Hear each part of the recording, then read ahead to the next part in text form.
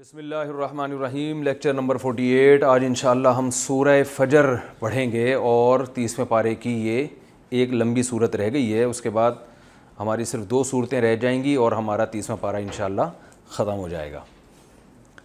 30ویں پارہ زیادہ تر قرآن مجید میں پڑھا جاتا ہے، تو انشاءاللہ آپ کو یہ صورتیں اگر آپ نے اچھی طرح سے یہ لیکچر سنے ہوں گے تو اللہ کی رحمت سے پوری امید ہے نماز آپ کو انشاءاللہ سمجھ میں آنا شروع ہو جائے گی۔ باقی عمل پھر آپ کریں نہیں کریں یہ آپ کا ہیڈیک ہے۔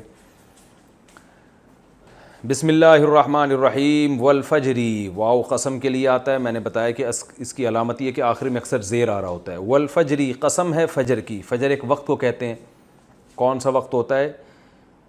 صبح صادق، یعنی سورج کے جب سورج مشرق کی طرف جاتا ہے نا تو 360 ڈگری ہے نا ایسے، تو ایسے گھومتا گھومتا گھومتا گھومتا ایک وقت آتا ہے کہ یہ جو لائن یوں بنتی ہے مشرق کی طرف، اس میں 90 ڈگری پر ہوتا ہے، ٹھیک ہے نا؟ زمین کے مرکز سے ہم یوں لائن کھینچیں تو یہ 90 ڈگری ہوگا۔ وہاں سے اوپر آتے آتے آتے اب کم ہو رہا ہے نا، 90 سے 89، 89 سے 88، 88 سے 87، 86، تو یہ کم ہوتے ہوتے ہوتے ہوتے ایک مقام آتا ہے جب سورج آ جاتا ہے 18 ڈگری پہ، تو اس وقت ایک سفید روشنی نظر آتی ہے، جو عام طور پہ نقشوں میں صبح صادق کا وقت لکھا ہے وہ وہی وقت لکھا ہوا ہوتا ہے، ٹھیک ہے؟ تو اس پہ صبح صادق کا اعلان ہو جاتا ہے۔ لیکن مفتی رشید احمد صاحب ہمارے جو شیخ تھے ماہر فلکیات تھے، اور بہت سارے ماہر فلکیات آج بھی اس کے قائل ہیں جو یونیورسٹیوں میں جو باقاعدہ پڑھا رہے ہیں، تو وہ یہ کہتے ہیں کہ جب سورج 3 ڈگری اور اوپر آتا ہے 15 ڈگری پہ تو صبح صادق ہوتا ہے۔ تو میں نے اپنے طور پہ جو آزاد ذرائع سے تحقیقات کروائی ہیں، جو لوگ فلکیات کو نہیں جانتے، گاؤں دیہاتوں کے لوگ جو آج کل نقشوں کو فالو نہیں کر رہے بلکہ قدیم طریقے سے چلتے آ رہے ہیں، وہ بالکل نیوٹرل ہو کے بتاتے ہیں نا صبح صادق کب ہے، وہ تو صدیوں سے باپ دادا کو دیکھتے آ رہے ہیں، تو وہ یہی بتاتے ہیں 15 ڈگری، یعنی وہ جو ٹائم بتاتے ہیں نا صبح صادق کا وہ بالکل 15 ڈگری۔ تو ہمیں اس 15 ڈگری پہ اعتماد ہے، لیکن بہت سے علماء 18 ڈگری کے قائل ہیں، اور ان دونوں میں پاکستان اور انڈیا میں تقریباً 15-20 منٹ کا فرق ہوتا ہے ان دونوں ٹائم میں، تو اس لیے میں سحری دیر تک کھاتا ہوں اور لوگ جلدی ختم کر لیتے ہیں۔ اور کچھ نقشے بھی بنے ہوئے ہیں، میں نے جو اپلیکیشن ابھی اپنے موبائل میں ڈاؤن لوڈ کی ہے تو اس میں کچھ اپلیکیشن ایسی تھیں جن میں 18 ڈگری کے حساب سے ٹائم بتا رہے تھے، اور کچھ اپلیکیشن ایسی ہیں جو 15 ڈگری، اور یہ اپلیکیشن امریکہ کی ہیں، تو اس سے پتہ چلتا ہے امریکہ میں بھی جو فلکیات کے ماہر ہیں وہ 15 ڈگری کے حساب سے بھی انہوں نے صبح صادق بنائی ہوئی ہے۔ خیر یہ الگ مسئلہ ہے، اس پہ میں پورا بیان ریکارڈ کرا چکا ہوں، وہ آپ یوٹیوب پہ کلپ سن سکتے ہیں۔ تو فجر کا جو وقت ہے یہ ہوتا کیا ہے، اس پر تو سب کا اتفاق ہے کہ جب سورج اوپر کی طرف چڑھتا ہے، چاہے وہ 18 پہ ہو یا 15 پہ، تو 18 یا 15 تک پہنچنے سے پہلے ایک روشنی پھیلتی ہے جو ایسے سیدھی اوپر کی طرف جاتی ہے، یعنی آپ اگر بالکل کہیں اندھیری جگہ پر کھلے میدان میں یا سمندر کے کنارے پر آپ اگر ایسٹ کی طرف رخ کر کے کھڑے ہوں گے تو آپ کو ایک لائٹ جاتی ہوئی نظر آئے گی ایسے، وہ پہلی روشنی ہوتی ہے جو اس کی علامت ہے کہ سورج آپ کے قریب پہنچ چکا ہے۔ بالکل گھپ اندھیرے میں ایک کرن نکلتی ہے جو سیدھی جاتی ہے۔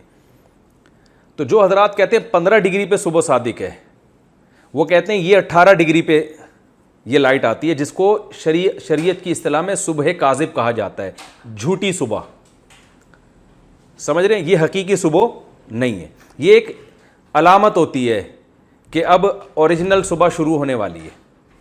اور یہ علامت قدرت نے رکھی کیوں ہے؟ اس لیے کہ شریعت میں جو احکامات ہیں وہ جو دوسری صبح شروع ہوگی نا اس سے احکامات منسلک ہیں، تہجد کا ٹائم اس پہ ختم ہو جاتا ہے، سحری کا وقت ختم ہو جاتا ہے، تو اللہ تعالیٰ نے پہلے ایک یہ علامت رکھی ہے تاکہ اس سے دیکھ کے انسان کو اندازہ ہو کہ میرے پاس تہجد پڑھنے کا یا سحری ختم کرنے کا کتنا ٹائم باقی ہے۔ اس کی حکمت یہ معلوم ہوتی ہے کہ ایک دم سے نہ آ جائے وہ صبح صادق، بلکہ وہ پہلے ایک جھوٹی صبح آئے، جھوٹی وہ ہوتی جھوٹی نہیں ہے، وہ بھی سچی ہوتی ہے، لیکن وہ ایک میسج دے کے جاتی ہے کہ صبح صادق کا وقت ہونے والا ہے، سورج تمہارے قریب پہنچ چکا ہے۔ تو یہ لائن جو یوں جائے گی یہ صبح کاذب کہلاتی ہے۔ اس کے بعد پھر جو روشنی پھیلتی ہے نا جب سورج اور اوپر کی طرف آتا ہے، 15 ڈگری پہ آتا ہے، تو پھر ایسے جو روشنی ہوتی ہے نا جو بالکل یعنی سارا مشرقی روشن ہونے لگتا ہے، یوں سمجھ لیں آپ، ایسٹ مکمل ایک جیسی روشنی پھیلنے شروع ہو جاتی ہے، یعنی وہ جو ڈارکنیس ہے نا ایسٹ کی جانب، وہ ڈارکنیس پوری ختم ہونے لگتی ہے، تو ظاہر ہے وہ پورے مشرق پورے ایریا کی طرف پھیلے گی نا. تو یہ ہوتی ہے صبح کاذب، اور اس کو فجر کا وقت کہتے ہیں، سوری صبح صادق ہوتی ہے، اور اس کو کیا کہتے ہیں؟ فجر کا ٹائم. یہاں عشاء کا ٹائم ختم، تہجد کا ٹائم ختم، سحری کا وقت ختم، اور اب اگلا دن شروع ہو گیا. ٹھیک ہے، تو یہ ہے والفجری، اس فجر کے وقت کو، کیونکہ یہ ایک عظیم الشان ٹائم ہے، بالکل اندھیرے ختم ہو رہے ہیں اور نیا دن شروع ہو رہا ہے، تو اللہ نے اس مقدس وقت کی قسم اٹھائی ہے. والفجری، قسم ہے فجر کی، ولیال عشر، لیل کی جمع لیالی، تو لیالی راتوں کو کہتے ہیں، عشر 10 کو کہتے ہیں. ٹھیک ہے. والشفع والوتر، شفع کہتے ہیں ہر وہ عدد یا وہ چیز جو 2 پہ ڈیوائیڈ ہو جائے، جس کو ہم انگلش میں ایون کہتے ہیں نا. مجھے پہلے ایون اور آڈ کا فرق یاد نہیں ہوتا تھا، تو ایون میں 4 عدد ہیں، آڈ میں 3 ہے نا، تو 3 ڈیوائیڈ نہیں ہوتا اور ایون ڈیوائیڈ ہو جاتا ہے. ایک فلسفی سے کسی نے کہا کہ جفت اور طاق میں کیا فرق ہے؟ اس نے کہا کوئی فرق نہیں ہے. یہ جو زیادہ پڑھ لکھ لیتے ہیں نا دماغ خراب ہو جاتا ہے، فلسفی بن جاتے ہیں. تو ایک نے کہا بھائی جفت یا شفع یا ایون کہتے ہیں جو 2 پہ ڈیوائیڈ ہو جائے، اور طاق کہتے ہیں جو 2 پہ ڈیوائیڈ نہ ہو. اس نے کہا وہ بھی ہو جاتا ہے، 3 بھی 2 پہ ڈیوائیڈ ہو جاتا ہے، 1.5 بن جائے گا. ٹھیک ہے، تو اب بحث کون کرے. والشفعی والوتری، اور قسم ہے جفت عدد کی اور طاق عدد کی، یعنی وہ جو 2 پہ تقسیم ہوتے ہیں ان کی. اب اس سے مراد کیا ہے؟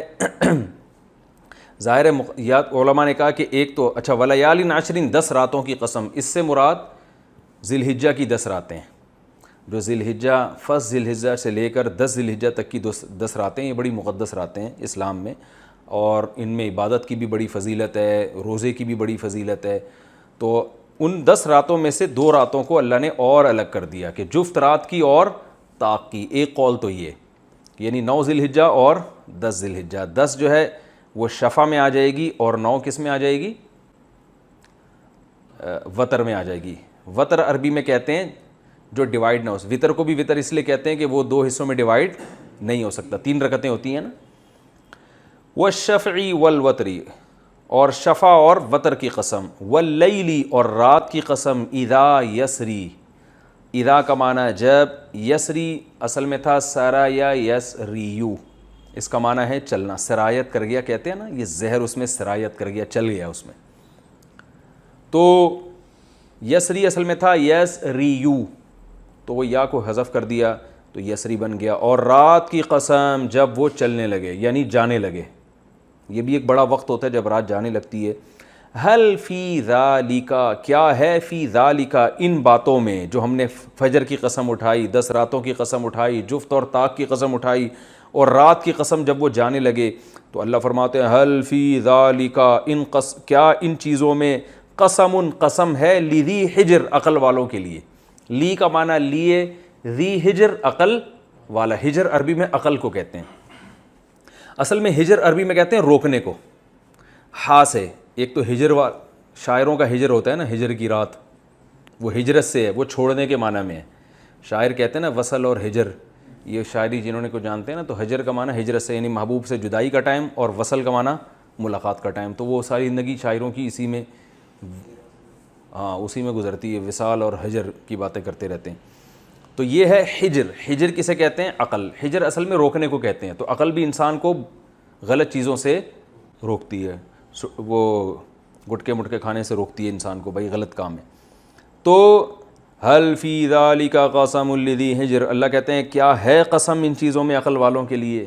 یہ سوال ہے، یعنی جواب واضح ہے کہ یقیناً عقل والوں کے لیے اس میں بڑی قسم ہے. دیکھیں قسم بعض دفعہ اپنی بات کی تاکید کے لیے اٹھائی جاتی ہے، یہ بتانے کے لیے. دیکھیں اس کی میں مثال سے سمجھاتا ہوں.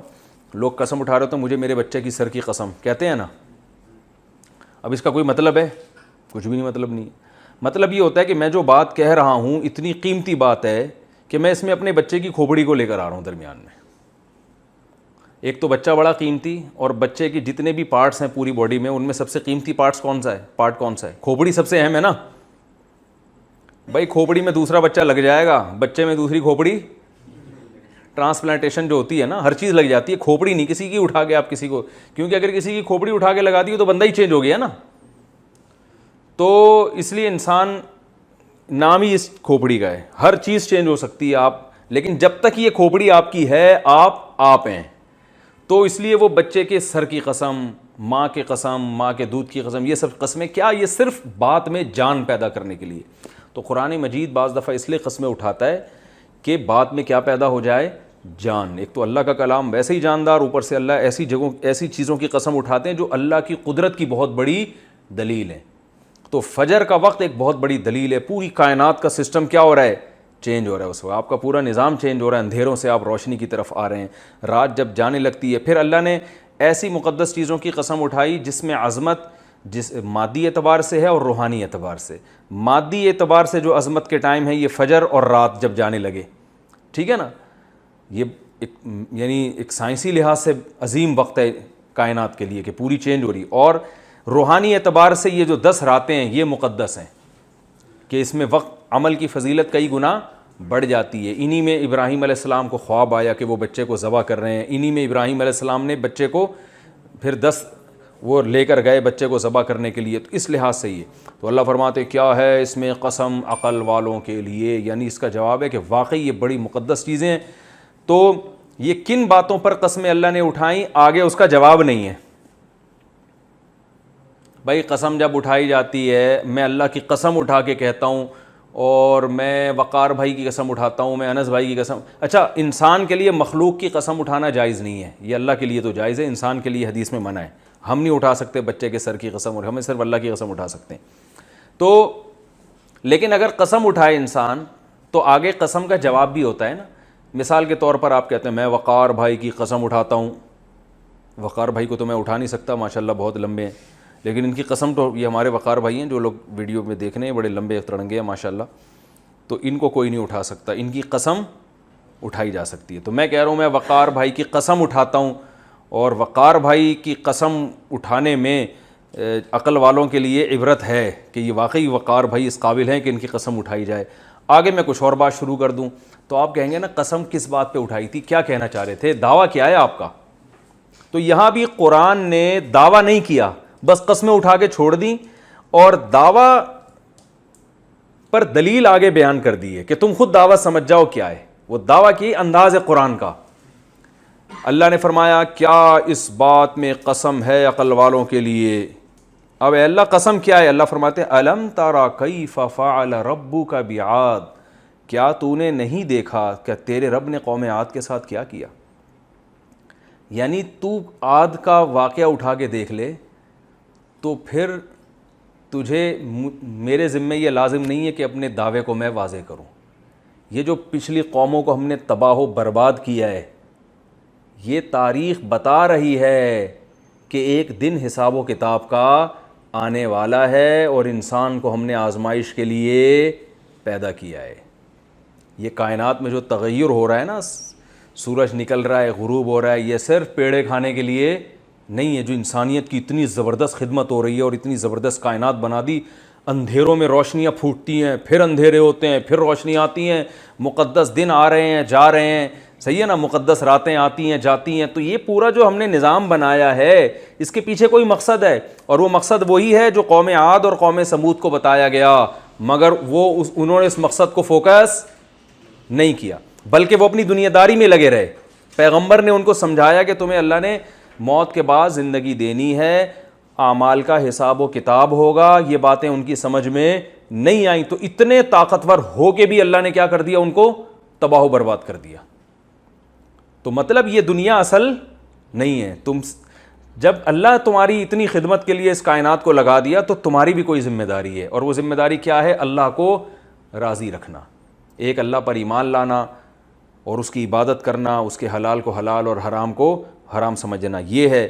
اور اگر اس میں نہیں پڑھتے تو پھر اپنی طاقت پہ مت اتراؤ، اپنی سائنسی ترقی پہ مت اتراؤ. آج سائنس کا جو ہے نا لوگوں کے دماغ پہ خمار چڑھا ہوا ہے، فرعون بن گئے ہیں لوگ. جو جتنا پڑھا لکھا ہوتا ہے اتنا خدا سے دور ہوتا ہے، حالانکہ اس نے تو کائنات کو زیادہ پڑھا ہے، اسے تو اللہ کے اور زیادہ قریب ہونا چاہیے. لیکن تکبر اترانا شروع کر دیتا ہے، ابے یہ کچھ بھی نہیں ہے. ابے وہ میں نے ایتھیس کا واقعہ سناتا ہوں نا، ایکسیلیٹر پہ پاؤں رکھو تو گاڑی چلے گی، بریک پہ پاؤں رکھو تو رکے گی، اللہ کہاں ہے؟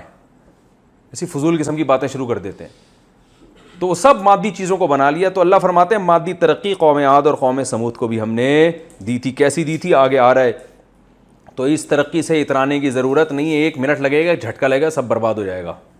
تو اس لیے اب آخرت کی بھی تیاری کرو اور اللہ کو بھی راضی رکھنے کی کوشش کرو. تو جواب قسم کیا ہوا؟ یقیناً قیامت آئے گی اور تمہیں حساب و کتاب دینا ہے. اس لیے اللہ فرماتے ہیں یقین نہیں آتا. الم ترا, تو کیا دیکھا نہیں ہے تم نے؟ دیکھو ہم نے دیکھا نہیں ہے کسی نے بھی, لیکن جو خبر یقینی ہوتی ہے اس کو بھی دیکھنے سے تعبیر کیا جاتا ہے. ہم کہتے ہیں یار دیکھا نہیں ورلڈ ٹریڈ سینٹر کیسے تباہ ہو گیا تھا, حالانکہ ہم میں سے تو کسی نے نہیں دیکھا. بعد میں ویڈیوز آئیں, وہ فیک بھی ہو سکتی ہیں, اوریجنل بھی ہو سکتی ہیں. تو جو چیز یقینی ہوتی ہے اس کو دیکھنے سے تعبیر کیا جاتا ہے. جیسے سورہ الم ترا جب گزری تھی تو صحابہ اور نبی صلی اللہ علیہ وسلم کو خطاب تھا, الم ترا کیف فعل ربک باصحاب الفیل, دیکھا نہیں آپ نے کہ ہم نے ہاتھی والوں کے ساتھ کیا کیا؟ حالانکہ انہوں نے دیکھا نہیں تھا لیکن سنا تھا اپنے باپ دادا سے. تو الم تروا کیف خلق اللہ 7 سماوات طباقا, قرآن میں آتا ہے کیا تم نے دیکھا نہیں ہم نے کیسے 7 مضبوط آسمان بنائے؟ حالانکہ یہ تو کسی سائنسدان نے بھی نہیں دیکھے, کسی پیغمبر نے بھی نہیں دیکھے 7 مضبوط بنتے ہوئے. ٹھیک ہے نا. تو یہ تو جب اللہ نے 7 مضبوط آسمان بنائے تھے انسان پیدا ہوئے ہی نہیں تھے, لیکن قرآن کہہ رہا ہے الم تروا, کیا تم دیکھتے نہیں ہو, کیا تم نے دیکھا نہیں ہم نے کیسے بنائے؟ تو یہ علم, جو چیز علم میں ہوتی ہے اس کو بھی دیکھنے سے تعبیر کیا جاتا ہے. ہم بھی دن رات محاوروں میں یہ لفظ استعمال کرتے ہیں, یار دیکھا نہیں اس نے کیا کیا, یار ان کو دیکھا اس نے عدالت نے کیسا فیصلہ کیا, بھائی ہم نے تو نہیں دیکھا جب سپریم کورٹ فیصلہ کر رہی تھی. تو اللہ تعالیٰ فرماتے الم ترا, کیا تم نے دیکھا نہیں ہے, کیف فعل ربک, تیرے رب نے کیسا کیا, بعاد, عاد کے ساتھ. کس کے ساتھ؟ قوم عاد کے ساتھ. تو دیکھا کسی نے نہیں تھا لیکن سب کو معلوم تھا. یہ خبریں تاریخی چلتی آ رہی تھیں, اور جب یہ لوگ شام کی طرف سفر کرتے تو راستے میں ان کے ٹھکانے بھی پڑتے تھے. ارما, وہ عاد جو ارم تھی, ذات العماد, ستونوں والے. عماد کسے کہتے ہیں؟ ستون. ارم اس لیے کہا ہے کہ عاد 2 گزرے ہیں, ایک عاد اولا پچھلے عاد اور ایک بعد والے عاد, 2 قومیں گزری ہیں. تو قرآن میں جس قوم کا تذکرہ آتا ہے نا وہ عاد اولا ہیں, اور ان کا نسب جو مفسرین یہ بیان کرتے ہیں کہ نوح علیہ السلام کے ایک بیٹے تھے جن کا نام تھا سام. حام, سام, یافس, یہ 3 بیٹے نوح علیہ السلام کے تھے جن سے نوح علیہ السلام کی نسل چلی تھی آگے. نوح علیہ السلام کا ایک بیٹا تو کنعان تھا نا, جو ہلاک ہو گیا تھا کشتی میں, جن کو نوح علیہ السلام نے کہا تھا آجا میرے ساتھ بیٹھ جا کشتی میں, اس نے کہا کہ میں پہاڑ پہ چڑھ جاؤں گا. نوح علیہ السلام نے کہا آج اللہ کے عذاب سے اللہ کے سوا کوئی نہیں بچا سکتا. تو وہ تکبر میں آیا, بڑے قد تھے ان کے, بھائی 1000 سال جب عمریں ہوں گی تو قد بھی ایسے ہی ہوں گے نا. میں کہتا ہوں شکر ہے ہم لوگ اس دور میں ہوتے تو ہم لوگ کو جیبوں میں ڈال کے گھوم رہے ہوتے ہیں. ٹھیک ہے نا, اتنے چھوٹے چھوٹے ہم لوگ, تو اتنی لمبی عمریں. تو بہرحال اللہ نے اس کو تباہ کر دیا. تو نوح علیہ السلام کے 3 بیٹے کشتی میں نوح علیہ السلام کے ساتھ تھے, حام, سام اور یافس. یہ 3 بیٹے تھے جن سے آگے نوح علیہ السلام کی نسل چلی ہے, اور ہم سب انہی کی اولادوں میں سے. اب پتہ نہیں ہم ان میں سے کون سے بیٹے کی اولاد میں ہیں, حام سے ہیں, سام سے ہیں, یافس سے ہیں, اللہ ہی بہتر جانے. لیکن انہی 3 بیٹوں کی وجعلنا ذریتہ ہم الباقین, قرآن کہہ رہے ہیں ہم نے نوح ہی کی ذریت کو آگے چلایا ہے. تو اسی وجہ سے نوح علیہ السلام کو دوسرا آدم بھی کہا جاتا ہے. ساری انسانیت نوح علیہ السلام پہ جا کے جمع ہو جاتی ہے, اور اس کے بعد پھر آدم علیہ السلام پہ. تو ہم سب کے 2 ابا ہیں, ایک آدم علیہ السلام اور ان کی اولاد میں, یعنی ابا 2 سے مراد ایک ابا اور ایک دادا. ٹھیک ہے. تو نوح علیہ السلام کے بیٹے تھے سام, حام اور یافس. تو سام کے بیٹے تھے ارم. اچھا آج کل لڑکیوں کا نام ارم ہوتا ہے, حالانکہ یہ جو تھے نا یہ تو ایک قوم تھی اور بندہ تھا, آدمی تھا, کیونکہ قوم تو باپ سے چلتی ہے نا, اسی سے نام ملتا ہے. تو ارم یہ بیٹے تھے سام کے, اور ارم کے بیٹے تھے یہ جو عاد ابن عاص ابن, کیا نام نسب ہے, ایک تو قوم عاد ابن عاص ابن سام ابن ارم, ارم ابن سام. تو ارم کے بیٹے تھے عاص, اور عاص کا بیٹا عاد. تو پھر ان کی جو نسل چلی ہے نا تو اس کو قوم عاد کہا جانے لگا. صحیح ہے نا, عاد ابن عاص ابن ارم ابن سام ابن نوح, یہ نسب ہے ان کا. صحیح ہے. تو یہ عاد اولا ہیں, جن کو ان کو ارم اس لیے کہا یہ بتانے کے لیے کہ یہ عاد عاد اولا ہے، یعنی دوسرے عاد، یہ دوسری عاد والی قوم نہیں ہے، بلکہ یہ وہ قوم ہے جن کے دادا میں ارم گزرے ہیں، تو اس لیے ان کو ارم کی طرف ارم بھی کہا جاتا ہے. سمجھ میں آ رہی ہے بات؟ اور یہ جو قوم سمود تھی، تو یہ جو نوح علیہ السلام کا بیٹا تھا نا سام، ان کا دوسرا بیٹا تھا عابر. ان عابر کی نسل میں جو ایک بیٹا پیدا ہوا تھا اس کا نام تھا سمود، اور اس سے قوم سمود چلی ہے. سمجھ رہے ہیں؟ تو اللہ فرماتے ہیں الم تر کیف فعل ربک بعاد، کیا تو نے دیکھا نہیں تیرے رب نے قوم عاد کے ساتھ کیا کیا؟ کون سی قوم عاد؟ ارم، ارم والی، ذات العماد، جو ستونوں والی تھی. اس کے دو مفہوم بیان کیے گئے، ایک تو عمارتیں بہت بڑی بڑی بناتے تھے، وہ لمبے لمبے ستون ہوتے تھے، اور ایک یہ کہ خود ان کے قد کیسے تھے، کیونکہ قرآن میں آتا ہے کہ سورہ الحاقہ میں فَأَمَّا عَادٌ فَأُهْلِكُوا بِرِيحٍ صَرْصَرٍ عَاتِيَةٍ سَخَّرَهَا عَلَيْهِمْ 7 لَيَالٍ و8 أَيَّامٍ حُسُومًا فَتَرَى الْقَوْمَ فِيهَا صَرْعَىٰ كَأَنَّهُمْ أَعْجَازُ نَخْلٍ خَاوِيَةٍ، جیسے کھجور کے تنے پڑے ہوئے ہوتے ہیں نا، ایسے مرے پڑے تھے جب ہلاک ہوئے. تو اتنے بڑے بڑے ان کمبختوں کے قد تھے. ذات کا معنی والا، یہ کئی دفعہ میں اس کو ڈیفائن کر چکا ہوں. التی، یہ وہ قوم تھی، لم یخلق، لم کا معنی نہیں، یخلق پیسو وائس، نہیں بنایا گیا، مثلھا، اس قوم اس قوم کی مثل، فی البلاد، شہروں میں. بلد عربی میں بلاد کو کہتے، بلد شہر کو کہتے ہیں، بلدیہ ہوئے نا، بلدیہ والے یہ شہر والے، تو بلاد کی اس کی جمع تھی. اللہ فرماتے ہیں یہ ایسی قوم تھی کہ ان جیسے شہروں میں پیدا کیے ہی نہیں گئے، اتنے طاقتور تھے کہ ان جیسی قومیں ہم نے پیدا کی نہیں ہیں. وَثَمُودَا، اور تو نے، یہ اسی پر عطف ہو رہا ہے، اور تم نے دیکھا نہیں تیرے رب نے کیسا کیا ثمود کے ساتھ. یعنی پہلے اللہ نے فرمایا تم نے دیکھا نہیں کہ تمہارے رب نے کیسا کیا عاد کے ساتھ، اور اللہ فرماتے دیکھا نہیں تمہارے رب نے کیسا کیا قوم سمود کے ساتھ. الذین، یہ وہ قوم سمود تھی، جابو، جابو اصل میں تھا جوابو، ذرا بو کی طرح. اس کا معنی ہوتا ہے کسی چیز کو چیرنا. کیا معنی ہوتا ہے؟ چیرنا. تو جو کوئی شہر میں داخل ہوتا ہے نا، گویا وہ بھی ایک طرح سے اس کو کاٹتا ہوا جا رہا ہوتا ہے. تو قطع کرنے کے معنی میں ہم کہتے ہیں نا آپ نے یہ شہر قطع کر لیا ہے، یعنی کاٹ دیا ہے. تو کاٹنا اس معنی میں ہے کہ پار کر لینا، ٹھیک ہے نا. تو اللہ فرماتے ہیں الذین جابوا الصخر، یہ وہ لوگ تھے جو چٹانوں کو کاٹ ڈالا کرتے تھے، یعنی تراشتے تھے، بالواد، وادی میں، واد وادی کو کہتے ہیں. اتنے طاقتور تھے کہ چٹانوں کو تراش کے پورے محلات اندر کھڑے کر لیا کرتے تھے. پورے جو ہے نا چٹان کو تراش کے گھر بنانا آج بھی آسان نہیں ہے. یہ پہاڑوں کی بات نہیں ہو رہی ہے، مٹی کے پہاڑ، مٹی کے پہاڑوں میں گھرندے تو لوگ بنا لیتے ہیں، غار بنا لیتے ہیں. پورے جو ہے نا پہاڑ کو تراش یعنی جو چٹان مضبوط، اس کو تراش کے اندر پورا محل تیار کر لیا کرتے تھے. پوری رہائش کی ساری سہولتیں ہوتی تھی اس میں. اب وہ اتنے مضبوط ہوتے تھے کہ جس کی کوئی انتہا نہیں.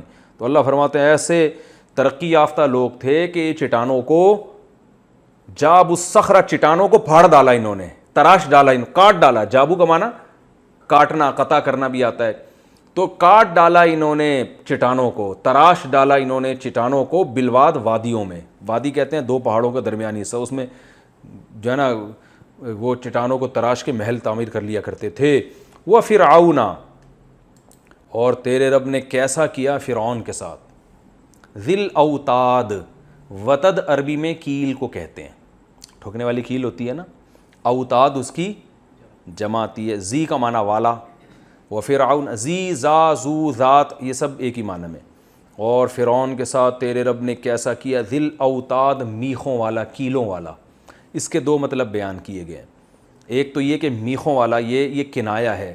ہم کہتے ہیں نا فلاں کی حکومت کے کھونٹے زمین میں گڑ گئے ہیں، یعنی فرعون کیلوں والا تھا، یعنی اس کی حکومت کے زمین میں کھونٹے گڑ گئے. بڑی کیل، کھونٹا جسے کہتے ہیں نا، وہ زمین میں گڑ گئے تھے اس کے. تو کھونٹوں والے سے اس کو قرآن نے یاد کیا کہ اتنی پاورفل گورنمنٹ تھی، ایسی پاورفل بادشاہت تھی. خدا آپ اندازہ لگاؤ نا کہ آج کوئی بادشاہ اگر بچوں کو قتل کرنا شروع کر دے تو بغاوت ہوگی کہ نہیں ہوگی. فرعون نے بنی اسرائیل کے ہزاروں بچے قتل کر دیے، مگر کوئی فرعون کے خلاف آواز نہیں اٹھا سکا. ایسی پاورفل حکومت. اور ایک مطلب یہ بیان کیا گیا ہے کہ فرعون جو ظالم تھا نا تو وہ جب کسی کو سزا دیتا تھا نا تو پھٹے پہ الٹی کیلیں لگا کے لٹا دیا کرتا تھا. جیسے کہ اپنی زوجہ حضرت آسیہ کو اس نے شہید کیا تھا. حضرت آسیہ حضرت موسیٰ پہ ایمان لے آئی تھیں تو فرعون نے کیا کیا تھا حضرت آسیہ کو, اب وہ تو ملکہ تھیں, اتنے عیاشی میں تھیں, اور ایمان کس پہ لا رہی ہیں؟ ایک غلام قوم کے ایک مسکین سے پیغمبر پہ. تو اللہ جب دل بدل دے کسی کا, تو ایسے ہی شاہی محلات کو چھوڑ دیا اس نے حضرت آسیہ نے, اور ایمان لا رہی ہیں موسیٰ علیہ السلام پر جو بالکل مسکین غریب اور مظلوم قوم کے تھے. تو سب حکومت چھوڑ دی اور ایمان لائی ہیں. تو فرعون نے کیا کیا, ان کو کیلوں کے اوپر ایسے لٹا دیا. تو اس موقع پر جو ہے اللہ تعالیٰ نے, جب وہ آزمائش کی آخری گھڑی تھی, تو روایات میں آتا ہے اللہ تعالیٰ نے ان کے سامنے جنت کا منظر رکھ دیا کہ بھئی یہ دیکھنے میں عذاب ہے, حقیقت میں عذاب نہیں. اور وہ اللہ سے دعا بھی مانگتی تھی, اللہ نے قرآن میں ان کا ایمان والوں کے لیے تذکرہ بھی کیا ہے. الذین, یہ وہ لوگ تھے, طغوا فی البلاد, جنہوں نے خوب سرکشی کی تھی شہروں کے اندر. طغوا طغوا تھا ضربو کی طرح. طغیان کسے کہتے ہیں؟ سرکشی. جیسے طوفان نہیں آ رہا ہوتا تباہی مچا کے جاتا ہے, تباہ ایسے تھے کہ تباہی مچائی ہوئی تھی انہوں نے. ہم چما, جیسے فارسی میں کہتے ہیں نا, ہم چما دیگرے نیز, ہم جیسا کوئی نہیں ہے. ظلم کر رہے تھے لوگوں کے اوپر. فَأَكْثَرُوا, پس اکثرو اکرمو کی طرح. اکثر یکثرو اکثارن, کثرت سے نکلا ہے, کسی چیز کو بڑھا دینا. تو اکثروا فیہا الفساد, ان شہروں میں انہوں نے بڑھا دیا تھا کس کو؟ فساد, بے تحاشا فساد مچا دیا تھا انہوں نے. اللہ فرماتے ہیں جب ان کی سرکشی حد سے گزر گئی. اللہ فرماتے ہیں کیا تمہیں پتہ نہیں ہے یہ سب باتیں؟ کیا تم نے دیکھا نہیں ہے کیا کیا ہم نے؟ فَصَبَّ عَلَيْهِمْ, عربی میں سب کہتے ہیں انڈیلنا. سببا یسببو, اس کو پڑھا جاتا ہے سبا یسبو, نصر ینصرو کی طرح. کیا مطلب ہے؟ انڈیلنا. عبس و تولی میں آیا تھا نا, انا سببنا الماء صبا, ہم نے پانی تم پر انڈیلا ہے. تو جیسے بالٹی بھر کے کسی پر ایسے انڈیلا جائے نا, اس کو عربی میں سب کہا جاتا ہے.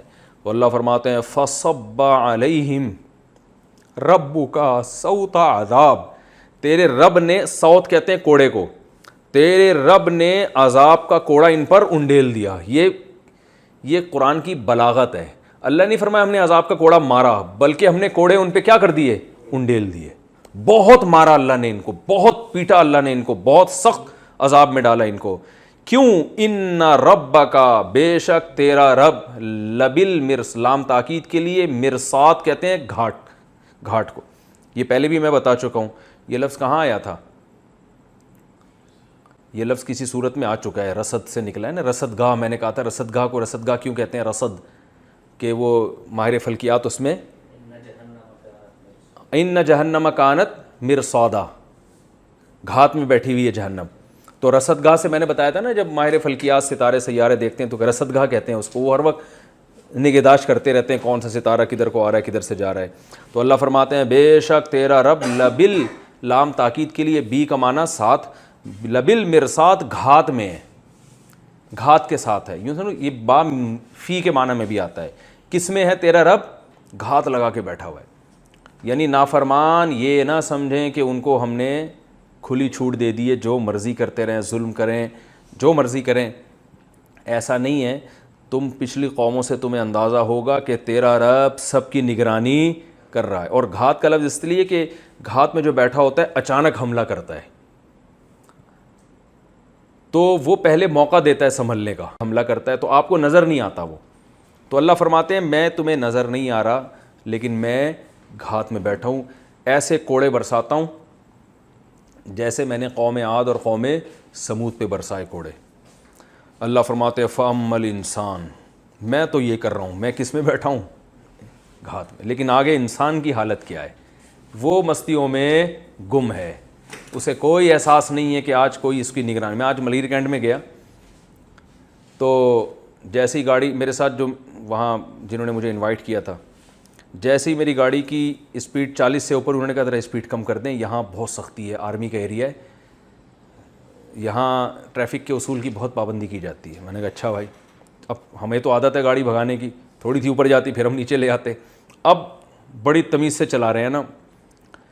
پھر کیا ہے جی, وہ ماس جو تھا نا, آج کل اس کے بغیر بھی گھومنے کی اجازت نہیں, تو وہ تھوڑا سا ناک سے نیچے آتا ہے. انہوں نے کہا ذرا اوپر کر لیں حضرت, یہاں بڑی سختی ہے. کوئی بھی فوجی روک کے بولے گا یہ جو ماس ہے یہ نیچے کیوں ہے, تو ناک پہ لگانے کی چیز ہے نا, نیچے ہی لگانا تھا تو پہننے کی کیا ضرورت. اب بڑی تمیز سے. تو حضرت پھر تھوڑا آہستہ, حضرت تھوڑا سا یوں, تھوڑا سا یوں, تھوڑا سا ماس اوپر. میں نے کہا یار اس کا 10واں حصہ خوف بھی اگر ہمارے دل میں اللہ کا پیدا ہو جائے تو ہمارا بیڑا پار ہو جائے. حالانکہ اس سے زیادہ نگرانی, جتنی ملیر کینٹ میں فوجی نگرانی نہیں کر رہے, اس سے زیادہ نگرانی کس کی ہو رہی ہے؟ اللہ کی طرف. ان ربک لبالمرصاد. لیکن وہاں چونکہ فوراً پکڑائی ہوتی ہے اس لیے قانون کو فالو کر رہے ہیں. اللہ نے کہا میں گھات میں ہوں, گھات میں لگنے والا فوراً پکڑتا نہیں ہے, وہ انتظار کرتا ہے جب یہ یہاں سے گزرے گا پھر میں اس پہ حملہ کروں گا. تو اللہ کہہ رہا ہے یہ تو مرنے دو تم, پھر میں تمہیں جو ہے نا پوچھوں گا. تو یہی ہے. تو آگے اللہ فرماتے ہیں ایسی نگرانی ہو رہی ہے. فَأَمَّا الْإِنسَانُ, بہرحال انسان. آؤ ہم تمہیں انسان کی حالت بتاتے ہیں, وہ کیا ہے. اذا, جب, اذا ما, یہ پورا ایک جملہ, ایک لفظ ہے. اذا ما کا معنی جب. ابتلاہ, ابتلا افتعل, اصل میں تھا ابتلایا, اکتسبا. ابتلا کہتے ہیں آزمانا, کہتے ہیں آج کل تو بلائیں آئی ہوئی ہیں, بلائیں سے نکلا ہے نا, یہ بلائیں آئی ہوئی, مصیبت میں آئے ہوئے ہیں. ابتلا آزمائش کو کہتے ہیں. اور وہ آپ نے دیکھا ہوگا یہ جو عامل ٹوپی ڈرامے, یہ انہوں نے لکھا ہوتا ہے دفعہ بلیات, اور لکھا ہوتا ہے نا اصل میں بلیات کو لفظ پڑھ رہے ہوتے ہیں بلیات, اور فلیتے پلیتے اس طرح کے, تو بلیات وہاں بھی لکھا ہوتا وہ بلیات ہے, یہ بلاؤں سے ہی نکلا ہے. تو فَأَمَّا الْإِنسَانُ, بہرحال انسان, ہم تو گھات میں بیٹھے ہیں اور یہ کوڑے برسا رہے ہیں نافرمان قوموں پہ, لیکن انسان کی حالت کیا ہے. اذا مبتلاہ, جب آزماتا ہے اس کو, ربہ, اس کا رب, اور ایسے آزماتا ہے, فَأَكْرَمَہُ, اکرام کرتا ہے اس کا, وَنَعَّمَہُ, نَعَّمَ يُنَعِّمُ تَنْعِيمًا, سَبَّحَ يُسَبِّحُ تسبیحًا, اس کو نعمتیں دیتا ہے. فَيَقُول, تو وہ کہتا ہے ربی, میرے رب نے, اکرمانی, یہ نون کے بعد اصل میں یا بھی تھا جو حذف ہو گیا ہے. اکرما, اکرام کیا اس نے, نی, کس کا, میرا. میں نے بتایا نا ضربا نی. تو وہ کیا کہتا ہے, میرے رب نے میرا کیا کیا, اکرام. تو یہاں مراد وہ شکر نہیں ہے, یہ اترانا ہے, کیونکہ یہ انسان کی ایک برائی بیان ہو رہی ہے. تو یعنی قرآن یوں بیان کر رہا ہے کہ جب اللہ تعالیٰ انسان کو آزمائے, اور آزمانے کا انداز یہ ہو کہ اس کا اکرام کریں, اس کو دولت اور یہ سب نعمتیں دیں, تو اترا کے کیا کہتے ہیں, میرے رب نے میرا کیا کیا, اکرام کیا. اترا کے شکر والا اکرام یہ نہیں ہے. اور وَأَمَّا, اور جب اذا مبتلاہ, اسے اللہ آزمائے, فَقَدَرَ عَلَيْهِ, قَدَرَ يَقْدِرُ کا معنی اندازہ کر دینا, محدود کر دینا, ناپنا کسی چیز کو, اندازے سے اس کو رزق دیتا ہے. بھائی صحیح ہے نا, اتنا ملے گا, اس سے زیادہ نہیں ملے گا, اس کے رزق روک لیتا ہے اس پر. فَقَدَرَ عَلَيْهِ رِزْقَهُ, اور اس کا رزق اس پر روک لے. فَيَقُول, تو وہ جواب میں کیا کہتا ہے, ربی, میرے رب نے, اہاننی, اصل میں یہاں بھی نون کے بعد یا محذوف ہے. اہانا اصل میں تھا اہونا, یہ نکلا ہے اہانت سے, اہینا, بلکہ اہینا, اکرما کی طرح. اس کا معنی توہین کرنا, یہی توہین کے لفظ سے نکلا. یہ اہانت کہتے ہیں نا, توہین یا اہانت, یہ ایک ہی. تو ربی اہینا کو پڑھتے ہیں اہاننا, تو ربی اہاننی, میرے رب نے میری انسلٹ کی ہے. ٹھیک ہے نا. یعنی جب پیسہ ملتا ہے تو اللہ فرماتے ہیں وہ بھی آزمائش ہے کہ تم شکر کرتے ہو کہ نہیں کرتے. تو شکر نہیں کرتا بلکہ کیا کرتا ہے, اتراتا ہے. اور جب پیسہ چھنتا ہے تو صبر نہیں کرتا بلکہ کیا کہتا ہے, میرے رب نے میری توہین کی. چاہے وہ زبان سے کہے نہ کہے, اس کے دل کے جذبات یہی ہوتے ہیں. دل کے جذبات اس کے یہ ہوتے ہیں کہ وہ دولت کے وجود کو بھی آزمائش نہیں سمجھتا, اور دولت کے چھن جانے کو بھی آزمائش نہیں سمجھتا, بلکہ کامیابی اور ناکامی کا معیار دولت کا ہونا اور نہ ہونے کو سمجھتا ہے. پیسہ ہے تو اللہ بہت بہت خوش ہے بھائی مجھ سے, میرا اکرام کر رہا ہے. پیسہ نہیں ہے, یار اللہ پتہ نہیں میں ہی ملا ہوں. تو اللہ فرماتے ہیں کلا, یہ تمہارا گمان غلط ہے. نہ دولت کا وجود اس کی دلیل ہے کہ اللہ خوش ہے, نہ دولت نہ ہونا اس کی دلیل ہے کہ اللہ ناراض. یہ دنیا تو آزمائش کی جگہ ہے. اذا مبتلاہ, دولت دے کے بھی آزماؤں گا اور دولت چھین کے بھی آزماؤں گا. تو تم اسی میں لگے ہوئے ہو کہ ہے تو کامیاب, نہیں ہے تو کیا ہے, ناکام. اللہ فرماتے ہیں کلا, ہرگز تمہارا خیال صحیح نہیں ہے, بل لا تکرمون الیتیم, تمہاری اپنی حالت یہ ہے کہ جو اچھے کام کرنے چاہیے تھے عمل کو تم فوکس کر ہی نہیں رہے ہو. بات آ رہی ہے سمجھ میں؟ تو میں نے بتایا تھا نا, اصل میں اللہ یہ بتانا چاہ رہے ہیں کہ تمہارا عملی زندگی کی طرف توجہ نہیں ہے. اصل میں کامیاب وہ ہے جس کو اچھے عمل کی توفیق مل رہی ہے, ناکام وہ ہے جس کو برے عمل کی توفیق مل رہی ہے. تو اچھے عمل, یہ اصول اللہ بیان کرنا چاہتے ہیں. تو میں نے بتایا تھا قرآن ہمیشہ جزیات کے ضمن میں اصول بیان کرتا ہے مثالوں سے. تو قرآن ایک مثال دے رہا ہے اچھے عمل کی, کیونکہ مثال سے بات زیادہ سمجھ میں آتی ہے. اللہ فرماتے ہیں تمہارا عمل اچھا نہیں ہے, کیوں, بلکہ برے عمل ہیں. وہ برا عمل کیا ہے, لا تکرمون الیتیم, تم لوگ یتیم کا اکرام نہیں کرتے. اب یہ مثالیں ہیں, مقصد مثال نہیں ہے, مقصد کیا ہے, جو کام کرنے کے ہیں وہ تم نہیں کرتے, جو نہیں کرنے کے ہیں وہ تم کرتے ہو, تم خواہشات کے غلام ہو. بات آ رہی ہے سمجھ میں؟ جب خواہشات کے غلام ہو تو تمہارے پاس دولت آنا اس کی علامت نہیں کہ اللہ تمہارا اکرام کر رہا ہے, دولت چھن جانا اس کی علامت نہیں ہے کہ اللہ تم سے ناراض ہے, بلکہ دولت چھننا بھی تمہاری آزمائش کہ تاکہ تم بے صبری کرو اور جہنم میں جاؤ, اور دولت آنا بھی تمہاری آزمائش کہ تاکہ تمہاری عیاشی بڑھ جائے. تو اللہ فرماتے ہیں تمہاری اپنی حالت یہ ہے, لا تکرمون الیتیم, کہ تم یتیم کا اکرام نہیں کرتے. اب یہ قرآن کا انداز ہے کہ قرآن بجائے ایک اصولی بات بیان کرنے کی تم اچھے کام نہیں کرتے, تو قرآن چاہتا ہے کہ وہ اچھے کاموں کو بھی ہائی لائٹ کر دوں نا میں, تاکہ دیکھیں جو اصولی باتیں کرتے ہیں نا, تو ان کی باتیں سن کے لوگوں کو, جیسے سعودی عرب اور آپ یو اے ای میں جائیں نا, علماء کے بیانات سنیں, کوئی کخ بھی اثر نہیں ہوتا پبلک پر, کیونکہ وہ سب اصولی باتیں کر رہے ہوتے ہیں. ہم سب کو اچھے بن کے رہنا چاہیے, ہم سب کو چاہیے کہ قرآن و سنت کو فالو کریں, ہم سب کو چاہیے کہ جب بھی قرآن و سنت کے خلاف کوئی بات آئے فوراً دیوار پہ مار دیں اس کو. چاہیے بہت کچھ ہوتا ہے. او بھائی بتاؤ نا, ہم سب کو چاہیے بیوہ عورت سے شادی کریں, ہیں بھائی؟ یہ نہیں بتایا جائے گا. ہم سب کو چاہیے کہ بھائی اگر آپ کے بھائی, آپ کے والد کا انتقال ہو گیا اور آپ کے چھوٹے بھائیوں میں یتیم ہے, تو اس کی وراثت فوراً اس کے حوالے کر دیں. کرتے ہیں علماء وہاں, یہ بیانات بھی کرتے ہیں, لیکن اکثر ایسا نہیں ہوتا. کرنے والے تو ہر جگہ ہی ہیں بھائی, وہاں بھی ہیں, حرم میں بھی ہیں, مکہ مدینہ ہر جگہ ہیں, لیکن تعداد کیا ہے, کم ہے. تو جب اصولی باتیں ہوتی ہیں نا تو عمل کی توفیق نہیں ملتی. اس لیے قرآن ہمیشہ, دیکھو قرآن نے, میں نے بتایا تھا نا, قرآن نے یہ نہیں کہا والدین کے ساتھ والدین کو تکلیف مت دو, قرآن نے کہا اف مت کرو. اب آدمی کہتا ہے یار جب اف بھی نہیں کر سکتے تو آگے تو پھر بڑے مسائل ہیں. تو اگر یہ قرآن یہ نہ بیان کرتا نا اف نہ کرو, تو بات اتنے آرام سے دماغ میں نہیں بیٹھ. ہم کہتے کسی کا مال کھانا جائز نہیں ہے, بیان کرتے رہیں آپ لوگ, پھر بھی کھائیں گے. ہم کہیں جو کسٹم میں بیٹھا ہوا آدمی ہے اور یہ رشوت لے کے کنٹینر چھڑوا رہا ہے, یہ کیا کر رہا ہے, حرام, تو سارے کسٹم والوں کے سر کے بال کیا ہو جائیں گے, ایک دم کھڑے ہو جائیں گے. ویسے ہم کہیں وراثت کھانا حرام ہے, حرام ہے, حرام ہے, حرام ہے, نہیں, ہم کہیں کسی کا مال ناحق کھانا حرام ہے, حرام ہے, فائدہ نہیں ہوگا. آپ کہیں بڑے بھائی کے لیے حرام ہے کہ چھوٹے بھائی کا مال کھائے اگر ابا نے چھوڑا ہے, پھر فوراً بات کیا ہوگی, جتنے بڑے بیٹھے ہوں گے نا اپنے چھوٹے بھائیوں کے وراثت.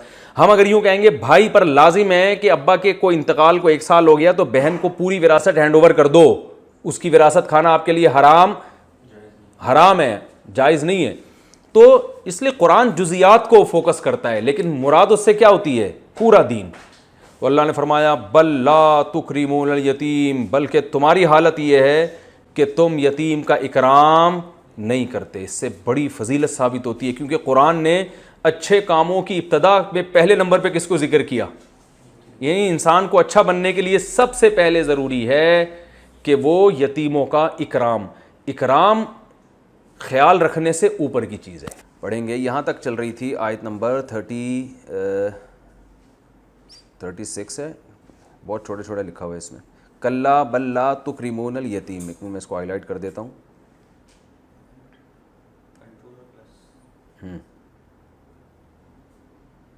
یہ والی آیت چل رہی ہے, کلا بل لا تکرمون الیتیم، ہرگز ایسا نہیں ہے بلکہ تم یتیم کا اکرام نہیں کرتے۔ کلا کا مطلب ہرگز ایسا نہیں ہے، کیا مطلب؟ اللہ تعالیٰ نے انسان سے دو شکایتیں کی ہیں، فَأَمَّا الْإِنسَانُ إِذَا مَا ابْتَلَاهُ رَبُّهُ فَأَكْرَمَهُ وَنَعَّمَهُ، کہ انسان کو جب اللہ آزماتے ہیں اور اس کا اکرام کرتے ہیں، اس کو نعمتیں دیتے ہیں، تو وہ کیا کہتا ہے؟ فَيَقُولُ رَبِّي أَكْرَمَنِ، میرے رب نے میرا اکرام کیا۔ یعنی یہ اکرام بطور شکر کے نہیں، یعنی یہ جو الفاظ کہتا ہے نا انسان، یہ بطور شکر کے نہیں بلکہ یہ اتراتے ہوئے، جیسے لوگ کہتے ہیں اللہ کا دیا بہت کچھ ہے اور اس پہ خوش ہی ہو رہے ہوتے ہیں۔ دو چیزیں یعنی ان میں فالٹ ہوتے ہیں، ایک تو یہ کہ اپنے آپ کو اس کا مستحق سمجھتے ہیں، دوسری بات یہ کہ اس کو مقبولیت کی دلیل سمجھتے ہیں کہ ہمیں اللہ نے چونکہ نعمتیں دی ہیں، اس کا مطلب ہے کہ ہم اللہ کے محبوب بندے ہیں۔ تو حالانکہ ایسا نہیں ہے، اللہ نے فرمایا اذا مبتلاہ، اللہ تو اسے کیا کر رہے ہیں؟ ابتلا کر رہے ہیں، آزما رہے ہیں۔ تو دولت آنے کے بعد اللہ کا شکر بھی ادا کرنا چاہیے اور ساتھ ساتھ یہ احساس بھی رہنا چاہیے کہ یہ ہمارے لیے بہت بڑی آزمائش ہے، لہذا انسان اترائے نہیں۔ تو اللہ فرماتے ہیں اس کا یہ نظریہ ہے کہ دولت ملنا اس کی علامت ہے کہ آپ کا رب آپ سے خوش ہے۔ یہ نظریہ کیا ہے؟ کلا، اس نظریے پہ اللہ نے رد کیا، ہرگز ایسا نہیں ہے۔ اور دوسرا نظریہ کیا ہے انسان کا؟ اذا مبتلاہ فقدر علیہ رزقہ، کہ جب اللہ اسے آزماتے ہیں اور اس کے روزی تنگ کر دیتے ہیں، فیقول ربی اہانن، تو کیا کہتے ہیں؟ میرے رب نے میری توہین کی ہے۔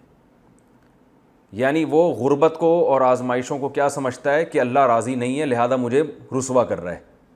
تو یہ بھی غلط نظریہ ہے، کیونکہ یہ کافروں کا عقیدہ ہے کہ پیسہ آنا کامیابی کی علامت اور پیسہ جانا ناکامی کی علامت۔ تو اعمال پر مدار ہے، اللہ یہ ہمیں بتا رہے ہیں ان آیتوں میں کہ اصل جو کامیابی اور ناکامی پر وہ ہے وہ کس پر ہے؟ اچھے اعمال پر۔ تو اللہ فرماتے ہیں کلا، ہرگز ایسا نہیں ہے، یعنی دولت آنا یہ اس کی علامت نہیں ہے کہ اللہ کی نظر میں آپ مقبول ہیں، اور دولت جانا اس کی علامت نہیں ہے کہ اللہ آپ سے ناراض ہے۔ تو یہ اللہ فرماتے ہیں کلا، یعنی تمہارا یہ نظریہ درست نہیں ہے۔ اور آگے بتاتے ہیں یہ تو نظریے کی خرابی ہے، کانسیپٹ ٹھیک نہیں ہے، آگے اعمال میں بھی تمہارے گڑبڑ ہے۔ وہ اعمال کیا؟ بلکہ اس سے بھی بڑھ کر، یعنی ایک تو نظریہ خراب، بلکہ مزید کیا ہے؟ لا تکرمون الیتیم، اعمال تمہارے اتنے برے ہیں کہ تم یتیم کا اکرام نہیں کرتے۔ بہت برا عمل ہے اس کا اکرام نہ کرنا۔ کیسے برا عمل ہے؟ میں ساتھ ساتھ اس کی تفسیر بھی بیان کرتا جا رہا ہوں کیونکہ اب ترجمہ تو الحمدللہ بہت آسان ہو گیا ہے۔ دیکھیے پہلی بات تو یہ کہ اس آیت میں اللہ نے یہ نہیں فرمایا کہ کلا بل تو ہی کیا ہے توہین الیتیم، کہ تم یتیم کی توہین کرتے ہو، بلکہ اللہ نے فرمایا تم یتیم کا اکرام نہیں کرتے، یعنی یہ اس سے بھی اوپر کا درجہ ہے۔ ایک ہوتا ہے کسی کی توہین کرنا، ایک ہوتا ہے نہ توہین کریں نہ اکرام کریں، اور ایک ہوتا ہے اکرام کرنا، عزت دینا، یہ اس سے اوپر کا درجہ ہے۔ تو اللہ یتیم کے بارے میں یہ چاہتے ہیں کہ یتیم کی توہین تو دور کی بات، بلکہ باقاعدہ یتیموں کا اکرام کیا جائے، کیونکہ وہ قابل ترس ہے معاشرے میں۔ اور یتیم اس بچے کو کہتے ہیں نابالغ ہو اور اس کا باپ فوت ہو جائے، تو جس نابالغ بچے کے والد کا انتقال ہو جائے گا اس کو شریعت میں کیا کہا جاتا ہے؟ یتیم۔ اس کے بہت زیادہ فضائل ہیں۔ سوال یہ پیدا ہوتا ہے کہ اس کے اتنے فضائل شریعت نے کیوں بیان کیے؟ بھائی باپ کا انتقال ہو گیا تو کیا ہو گیا؟ اچھا عجیب بات ہے، اس سے باپ کے رشتے کی ویلیو کا بھی پتہ چلتا ہے۔ بچپن میں بچے کی ماں فوت ہو جائے تو بظاہر نقصان زیادہ ہے، کیونکہ ماں جس طرح سے پالتی ہے باپ نہیں پالتا۔ بچپن میں بچے کو باپ کی ضرورت ہے یا ماں کی؟ بھئی زیادہ ماں کی ضرورت ہے نا، وہ دودھ پلاتی ہے۔ ابا تو صبح آفس جا رہے ہیں، شام کو آ رہے ہیں، بچے کو اٹھاتے بھی نہیں گود میں، ماؤں کو یہ تکلیف ہوتی ہے نا۔ اور زیادہ ٹائم کون دیتا ہے؟ ماں دیتی ہے، محبت بھی ٹوٹ کے وہ کرتی ہے۔ لیکن ماں مر جائے تو اسلام میں اس بچے کے لیے کوئی نہ الگ سے لفظ ہے اور نہ اس پہ خرچ کرنے کے فضائل اور نہ اس کے اکرام کے فضائل۔ یہ بہت اہم ٹیکنیکل پوائنٹ ہے۔ باپ مر جائے تو اسلام میں جو ہے نا اس کے بڑے فضائل ہیں، اس بچے کو جس نے سر پہ ہاتھ رکھا اتنی نیکیاں، اور اس کی کفالت اور اس کا مال کھانا اتنا حرام۔ تو اس سے پتہ چلتا ہے کہ بھائی باپ مرنے سے کچھ اس قسم کے نقصانات ہو رہے ہیں کہ ماں مر جاتی تو اس نوعیت کے نقصانات نہیں تھے۔ دیکھیں بچے کو ضرورت ماں کی ہے، لیکن ماں مر جائے باپ اس کی تلافی کر لے گا کسی اور طریقے سے، کوئی دائی لے کر آ جائے گا، کوئی اور عورت تنخواہ پہ رکھ لے گا, جو بچے کو پال لے گی. ظاہر ہے وہ ماں جیسی محبت نہیں دے گی, لیکن بچے کو ماں جیسی محبت کی ضرورت تھوڑے دن کی ہے. لیکن باپ اگر مر جائے نا تو بچے کو جو تحفظ ملتا ہے باپ کی وجہ سے, وہ تحفظ کبھی نہیں مل سکتا, وہ رل جاتا ہے معاشرے میں. اور ماں بیچاری کو پتہ بھی نہیں ہوتا کہ میرے بچے کے ساتھ معاشرہ کر کیا رہا ہے, اس کے حقوق کو ضائع کیسے کر رہا ہے. اس کی تربیت نہیں ہوگی, باہر وہ لڑکوں میں بیٹھے. میں نے تو آپ اس کا سب سے بڑا مشاہدہ یہ ہے کہ جن بچوں کے باپ جو ہے نا اکثر باہر ملکوں میں جاب کر رہے ہوتے ہیں, سب کی بات نہیں کر رہا, یہاں بھی تفسیر میں ایسے لوگ ہوں گے جن کے بہت سارے باہر جاب کر رہے ہوں گے, بچے پل رہے ہوں گے, ان کے علاوہ کی بات کر رہا ہوں.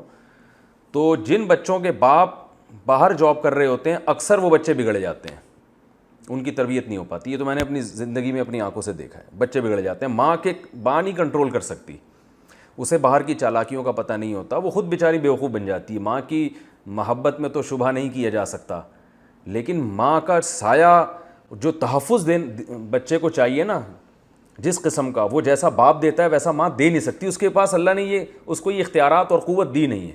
تو ایک کوالٹی تو باپ کی یہ ہے کہ وہ جس طرح سے شیلٹر بنتا ہے بچے کے لیے, اس طرح سے ماں وہ شیلٹر بن نہیں سکتی. دوسری کوالٹی باپ کی یہ ہے کہ فقہاء نے لکھا ہے لِأَنَّ بِالرِّجَالِ مِنَ الْغَيْرَةِ مَا لَيْسَ بِالنِّسَاءِ, اولاد کے معاملے میں ماں میں بھی محبت باپ میں بھی, لیکن جو غیرت ہے نا وہ باپ میں زیادہ ہوتی ہے ماں کی نسبت. اب غیرت ایسی چیز نہیں ہے جو کسی لیبارٹری میں ٹیسٹ کروائی جا سکے. اب جیسے فقہاء نے بیان کیا ہے کہ میاں بیوی میں جب علیحدگی ہو جائے تو 7 سال تک بچہ ماں کے پاس رہے گا اور 9 سال تک بیٹی ماں کے پاس رہے گی, لیکن 9 سال کے بعد بیٹی کو باپ کے حوالے کیا جائے گا. اگر باپ نہیں لینا چاہتا پھر بھی اس کو بیٹی دی جائے گی لازمی, ماں کی کسٹڈی میں نہیں چھوڑا جائے گا بیٹی کو. وہاں فقہاء بیان کرتے ہیں لِأَنَّ بِالرِّجَالِ مِنَ الْغَيْرَةِ مَا لَيْسَ بِالنِّسَاءِ, اس لیے کہ اللہ نے باپ کو جو اولاد کے معاملے میں غیرت دی ہے وہ ماں کو نہیں دی ہے. اس کو بھی دی ہے, اتنی نہیں دی ہے. اب بیٹی جب جوان ہو رہی ہے نا تو اس کو ایک ایسے غیرت مند سہارے کی ضرورت ہے جو اس غیرت کے معاملے میں بہت سخت ہو. تو باپ اپنی بیٹی کے معاملے میں, اپنے بیٹے کے بچوں کے ساتھ کیا کچھ ہو جاتا ہے باہر, غلط حرکتیں بھی ہو جاتی ہیں, باپ ان سب چیزوں پہ نظر رکھتا ہے. ماؤں کو تو پتہ ہی نہیں ہوتا یہ چیزیں. باپ کو جیسے ہی پتہ چلتا ہے کسی نے بچے کے ساتھ کوئی ایسی حرکت کی کوشش, آج کل تو یہ بھی بہت فحاشی بہت پھیل رہی ہے, باپ تو آنکھیں نکال دے گا جا کے, ماں بیچاری کیا کرے گی, ماں کو تو پتہ ہی نہیں چلتا. اور بیٹی کے ساتھ جو کچھ ہو سکتا ہے یونیورسٹیوں میں, کالجز میں, تو جو لڑکا اس کے ساتھ غلط کرنے کی کوشش کرے گا وہ لڑکی کے باپ سے ڈرے گا, ماں سے نہیں ڈرتا وہ. تو اللہ نے اس معاملے میں جو مردوں کو فضیلت دی ہے وہ عورتوں کو نہیں دی ہے. باپ اور بھائی اس طرح کے جو رشتے ہوتے ہیں نا, یہ قتل تک کر دیتے ہیں, یہ بہت زیادہ اس معاملے میں غیرت میں آتے ہیں, تلواریں نکل جاتی ہیں اس معاملے میں. تو یہ جو ایسے, جیسے میں اس کی ایک مثال دیتا ہوں بیانات میں, جیسے پھول ہوتا ہے نا اس کے گرد کانٹے ہوتے ہیں, تو ان پھول تک پہنچنے کے لیے ان کانٹوں سے گزرنا پڑتا ہے. تو عورت کے گرد نا اللہ نے مردوں کے پہرے لگائے ہوئے ہیں. مردوں کا پہرا نہیں ہوگا تو عورتوں کو بیوقوف بنانا لوگ بنا رہے ہیں. ہمارے پاس کیسز آتے ہیں, لڑکیوں کو بیوقوف بنایا جاتا ہے, ماں کو پتہ ہی نہیں ہوتا بیچاریوں کو ہو کیا رہا ہے دنیا میں. تو اس لیے اصولی طور پر اسلام نے اس بات کو مانا ہے کہ اگر بچے کا باپ فوت ہو جائے تو اس کا کوئی پرسان حال نہیں ہوتا, اس کی وراثت بھی کھائی جاتی ہے. چچا ماموں کھا جاتے ہیں بھائی آج کل. پھر میں بار بار کہوں, وہ چچا ماموں جو میرا بیان سن رہے ہیں وہ اس میں بالکل بھی داخل نہیں ہے, لیکن عمومی طور پر وہ کھا جاتے ہیں. بڑا بھائی بیوقوف بنا دیتا ہے چھوٹے بھائیوں کو, یہ بھی ہوتا ہے.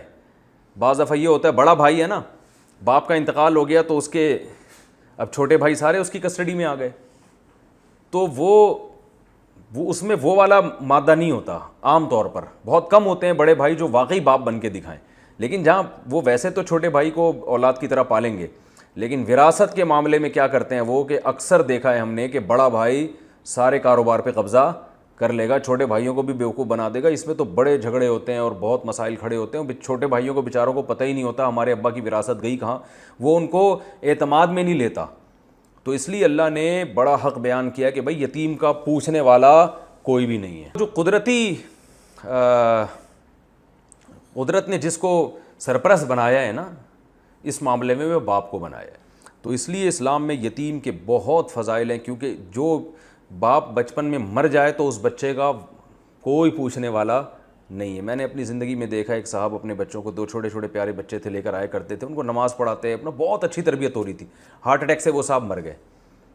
2 سے 3 مہینے گزرے ہوں گے, میں نے ان کے بچوں کا جو حشر دیکھا نا, مجھے خون کے آنسو رونے کا دل چاہ رہا تھا. عجیب پاگل وہ بچے بدماش بنے ہوئے تھے محلے کے, اور بنٹے کھیل رہے ہیں, اور ماں کا کنٹرول ہی ختم ہو گیا. وجہ کیا ہے کہ پھر چاچا اور یہ لوگ آ گئے اور بچوں کو اپنے ساتھ لے کے جا رہے ہیں گھمانے پھرانے, اور وہ پھر خراب کر دی انہوں نے بچوں کو. تو اس لیے اللہ تعالیٰ نے بہت ترغیب دی ہے اس کی کہ بھائی یتیم ہو جائے تو اس کا کیا کرنا ہے, عزت دینی ہے اس کو. عرب میں بہت ہے, ہمارے استاذ کہتے ہیں سعودی عرب میں نا, ٹھیک ہے عربوں میں کچھ خامیاں بھی ہیں لیکن بعض خوبیاں بھی بہت زبردست ہیں ان میں, کہ وہاں کوئی یتیم ہو جائے نا تو چونکہ وہ قرآن سمجھ کے پڑھتے ہیں نا, ان کو پتہ ہے کہ اللہ کے کیا حکام ہیں, تو یہ تو یتیم کے حکام تو بار بار آتے ہیں قرآن میں. تو ہمارے استاذ فرما رہے تھے اتنا خرچ کرتے ہیں نا یتیموں پہ کہ بگاڑ دیتے ہیں, یعنی اتنے پیسے دیتے ہیں ان کو, شو روم سے نئی نئی گاڑیاں خرید کے دے رہے ہوتے ہیں. تو وہ ٹھیک ہے, ایسا نہیں کرنا چاہیے, لیکن ان کا جذبہ بہرحال اچھا ہوتا ہے کہ بھائی اس پہ تو خرچ کرنے کا بڑا ثواب ہے. نبی صلی اللہ علیہ وسلم نے ام سلمہ رضی اللہ تعالیٰ عنہ سے نکاح کر کے ان کی یتیم بچوں کو پالا تھا. خود آپ کے دیکھیں آپ کو کتنے غریب تھے, لیکن بیوہ سے نکاح کر کے یتیم بچوں کو پال رہے ہیں. تو اس لیے اسلام میں بہت اہمیت ہے اس کی. تو اللہ فرماتے ہیں بل لا تکرمون الیتیم, تم یتیم کا اکرام نہیں کرتے, حالانکہ اکرام کرنا چاہیے. یہ عملی خرابی ہے تمہارے اندر. ولا تحاضون, تحاضون اصل میں تھا تحاضزون, تزاربون, تزاربون باب تفاعل تزارب, ٹھیک ہے نا. تو تحاضزون, حظ کہتے ہیں کسی کو کسی چیز پر ابھارنا. تو ولا تحاضون, تم ایک دوسرے کو ابھارتے نہیں ہو, ایک دوسرے کو ترغیب نہیں دیتے, علی طعام المسکین, مسکین کے کھانا کھلانے پر. تو یعنی تمہارے اندر یہ بھی برائی ہے کہ تمہیں معاشرے کے جو کمزور لوگ ہیں ان کی بنیادی ضرورت پوری کرنے کا بھی خیال نہیں ہے. آیت کا یہ مطلب ہے, کھانا کھلانا اصل مقصد نہیں ہے. میں نے بار بار یہ بات میں بیان کرتا ہوں کہ قرآن جزیات کے ضمن میں کیا بیان کرتا ہے, اصول. یعنی ایک ایگزامپل دے گا لیکن وہ ایک مثال ہوگی, اس مثال کے اندر ایک قاعدہ چھپا ہوا ہوگا. اصل میں قرآن یہ بیان کرنا بتا رہا ہے یہاں پہ کہ تم معاشرے کے ضرورت مند لوگوں کی بنیادی ضرورتوں کا خیال نہیں رکھتے, اور خیال رکھنے کا بہترین طریقہ یہ ہے کہ ایک دوسرے کو خیال رکھنے کی ترغیب دی جائے. یہی ہے نا. تو اس لیے قرآن نے کیا بیان کیا, اصل کیا بیان کرنا چاہ رہے ہیں اس کو نوٹ کریں. اس آیت کا جو ترجمہ ہوگا نا, جو مفہوم ہوگا اصل, وہ کیا ہے, تم معاشرے کے جو ضرورت مند لوگ ہیں ان کی بنیادی ضرورتوں کا بالکل بھی خیال نہیں رکھتے, بس اپنے پیسے اور کھانے پینے میں مگن ہو. اب اس کو قرآن نے کیا بیان کیا, اب دیکھیں اس کی مثال کیا ہے کہ خیال رکھنا سب سے آسان طریقے سے خیال کیسے رکھا جاتا ہے, ایک دوسرے کو ترغیب دے دی جائے. بھائی جیب سے پیسہ نکلنا تو اور مشکل کام ہے نا, کم سے کم درجہ کیا ہے, ایک دوسرے کو ترغیب دی جائے کہ یار آؤ اس پہ بیٹھ کے بات کر لیتے ہیں, معاشرے کے ضرورت مند لوگوں کا ہمیں کیسے خیال کرنا چاہیے. تو تحاضون میں اس کو اللہ نے بیان کر دیا کہ ایک دوسرے کو ترغیب بھی نہیں دیتے, تمہیں خیال ہی نہیں ہے, بس اپنے دولت میں اپنے پیسوں میں مگن ہو. اور بنیادی ضرورتوں میں سب سے بڑی ضرورت کیا ہے, کھانا, کیونکہ ہر چیز کا متبادل ہے, ہر چیز کا الٹرنیٹ ہے, کھانے کا کوئی متبادل نہیں ہے, اور اس کے بغیر تو گزارا ناممکن ہے. تو کھانے کا ذکر بتانے سے کھانا مقصد نہیں ہے, کھانا کیونکہ انسان کی بیسک ضرورت ہے, تو جس کی بھی جس وقت جو بیسک ضرورت ہو اس کو پورا کرنا اس آیت کے تحت داخل ہے. کسی کی بیسک ضرورت اگر پانی ہے تو پانی کا انتظام کرنا, جیسے حدیث میں آتا ہے نا, ایک شخص نے پیاسے کتے کو پانی پلایا, اللہ نے اس کی مغفرت کر دی. تو اگر کسی کی بنیادی ضرورت علاج ہے, وہ کینسر کا پیشنٹ ہے, اس کو اسپتال میں علاج کی ضرورت ہے, اب ہم کہہ رہے ہیں کہ بھائی قرآن کہہ رہا ہے کہ معاشرے کی جو بنیادی ضرورتیں پوری کرو اور مریضوں کا علاج کرو, تو آپ کہہ رہے ہیں قرآن میں تو مسکین کو کھانا کھلانے کا حکم ہے, تو کینسر کے مریض کو بول دو کہ میرا صبح کا ناشتہ میرے گھر سے, دوپہر کا کھانا میرے گھر سے, اور رات کا کھانا میرے گھر سے آئے گا. وہ کہیں بھائی اس کے بعد کھانے کے پیسے ہیں, علاج کے نہیں ہیں. آپ کہیں گے قرآن نے چونکہ کھانے کی ترغیب دی ہے لہذا میں علاج کے پیسے نہیں دے سکتا, تو یہ قرآن کو نہ سمجھنے کی دلیل ہے. تو یہ اصول ہمیشہ یاد رکھیے. گاڑی اردو استعمال کر رہا ہوں. جزیات کے ضمن میں, ضمن کا مطلب ہوتا ہے ایک مثال دی جا رہی ہے اور اس میں ایک اصول اور قاعدہ, ایک لا چھپا ہوا ہے.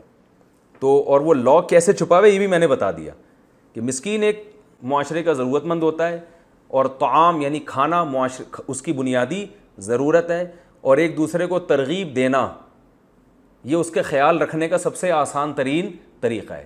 تو آیت کا مطلب کیا ہوا؟ معاشرے کے جو ضرورت مند لوگ ہیں ان کی بنیادی ضرورتوں کو پورا کرنے کا بالکل بھی خیال نہیں رکھتے، تو اپنی لائف میں کیا ہیں؟ مگن ہے۔ بس وہ وائپر جو آتا ہے نا، وہ اس پہ گاڑی پہ جو شیشہ صاف کرتا ہے اس کو 5 روپے پکڑایا اور پتلی گلی سے نکل لیے۔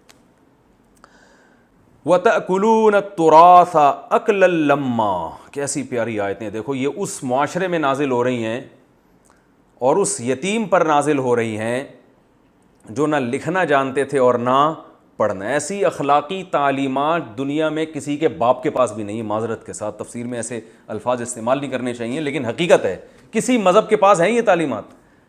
کہیں بھی نہیں ہے۔ اور معاشرہ ان تعلیمات کو فالو کرنا شروع کر دے تو کتنا پیارا معاشرہ وجود میں آ جائے۔ تو اللہ نے فرمایا کہ نہ صرف یہ کہ تم خیال نہیں کرتے بلکہ الٹا یہ کرتے ہو، یعنی اللہ تو کہہ رہے ہیں اپنے مال میں سے خرچ کرو نا جو اللہ نے تمہیں دیا ہے، دوسروں کا خیال کرو، بلکہ الٹا کیا کرتے ہو، جو تمہارا حق نہیں بھی بنتا وہ بھی دوسروں سے چھین رہے ہوتے ہو۔ اور کیسے چھینتے ہو؟ وَتَأْكُلُونَ التُّرَاثَ، تَأْكُلُونَ تَنْصُرُونَ کی طرح، کھاتے ہو تراث میراث کو بولتے ہیں، وراثت کھاتے ہو، اکلن کھانا، لما کا معنی دبا کے، ٹھیک ہے نا، وراثت کھاتے ہو دبا کے کھا جاتے ہو، پوری طارق روڈ کی دکانیں ہڑپ کر جاتے ہو۔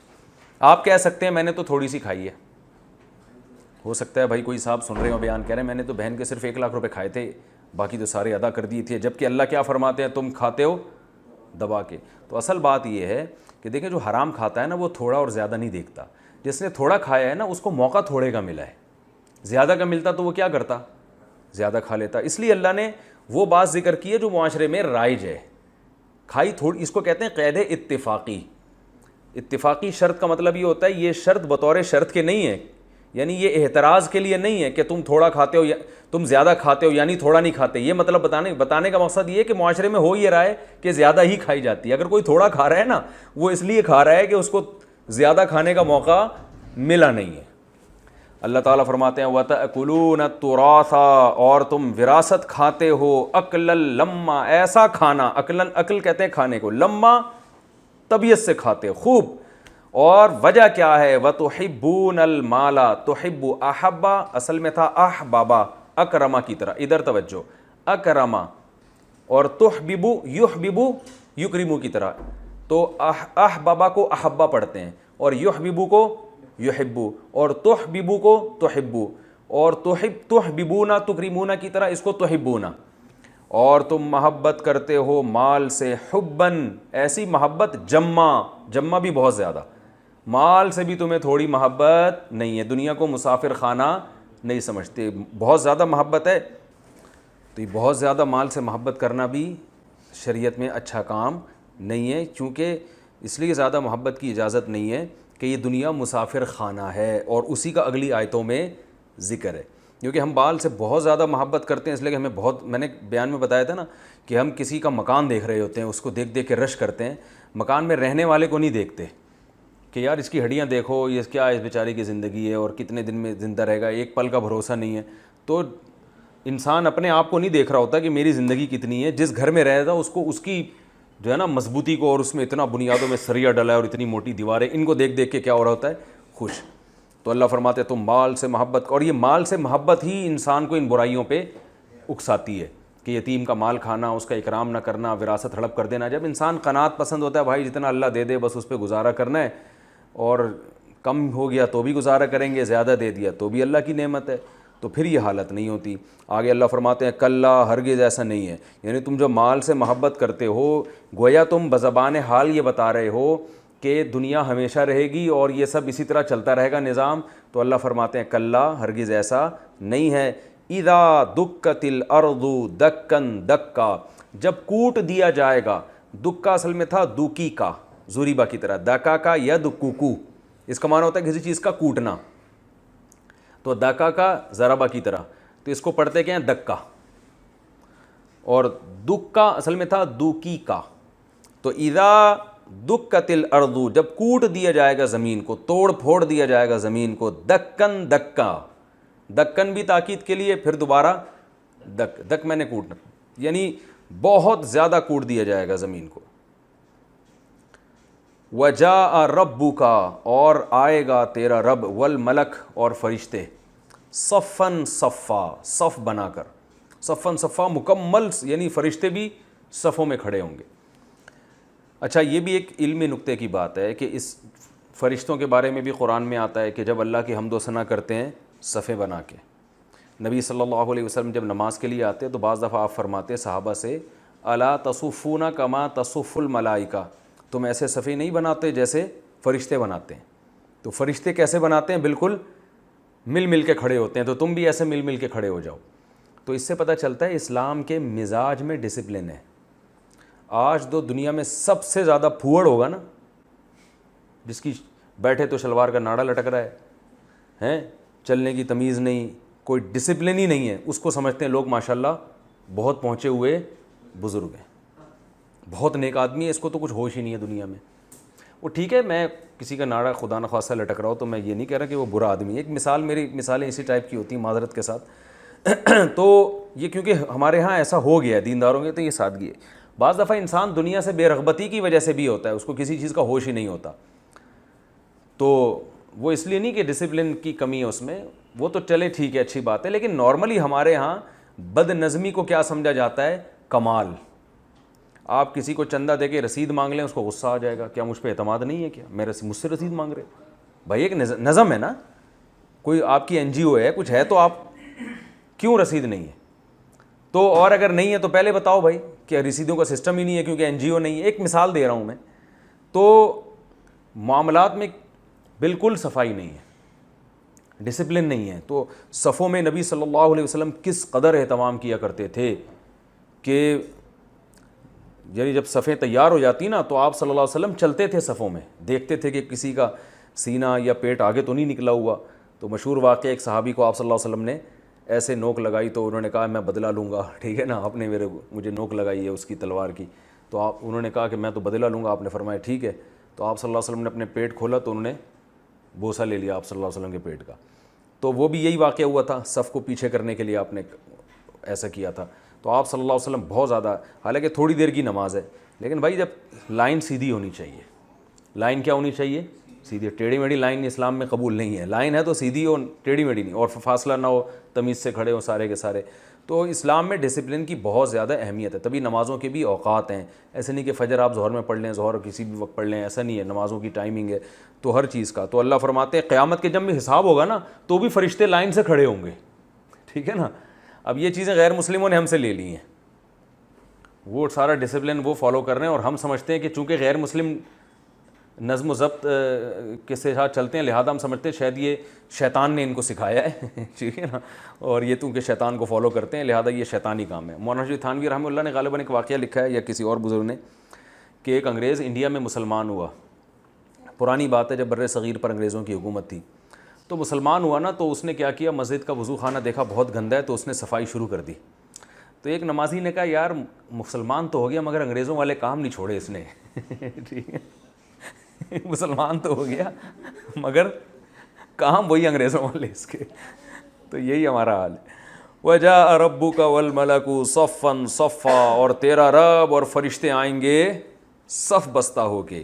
وَجِيءَ يَوْمَئِذٍ بِجَهَنَّمَ، جاء کا جاء اصل میں تھا جایا ضربہ کی طرح، اور جیآ اصل میں تھا جویآ زوریبا کی طرح. اس کا معنی ہے لایا جانا، جایا آنا، جویآ لایا جانا. جیسے ضربہ مارا، زوریبا مارا گیا. تو وجیآ اور لایا. اچھا جویآ کو پڑھتے کیا ہے؟ جیآ. جویآ کو کیا پڑھتے ہیں؟ جیآ. وجیآ یومئذ، اور جس دن ایسا ہوگا لایا جائے گا بجہنم، جہنم کو لایا جائے گا. یومئذ، جس دن ایسا ہوگا، یتذکر الانسان، انسان کو نصیحت حاصل ہو جائے گی.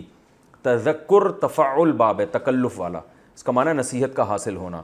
انسان کو نصیحت حاصل ہو جائے گی.